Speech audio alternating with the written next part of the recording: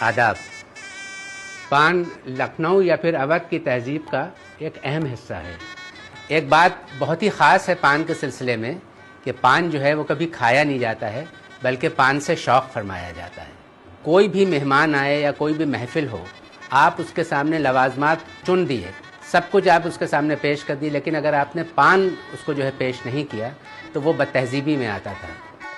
ایک بہت اہم چیز جو ہے پان کے سلسلے میں وہ یہ ہے کہ شوہر جو ہے وہ ایز اے پاکٹ منی اپنی بیگم کو، اپنی بیوی کو خرچ پاندان دیتا ہے۔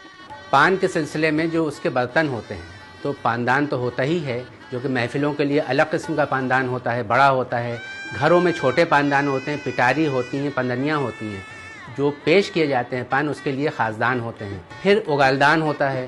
اگالدان جو ہے جس وقت پان نوش کرتے ہیں اور اگال آپ کو تھوکنا ہوتا ہے تو اس کے لیے بھی ایک طریقہ ہوتا ہے کہ آپ نے اگالدان کو اٹھایا اور اس طرح سے آپ اگال جو ہے وہ تھوک رہے ہیں، جس سے کہ وہ تھوکتے ہوئے وہ سامنے والے کو دکھے نہ۔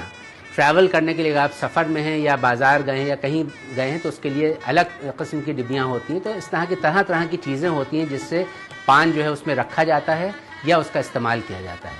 ہمارے بزرگ فرماتے تھے کہ کسی بھی خوشحال گھر میں پاندان ہونا بہت ضروری ہے، اور اگر کسی گھر میں پاندان نہیں ہے تو اس کا مطلب کہ وہ گھر جو ہے وہ خوشحال گھر نہیں ہے۔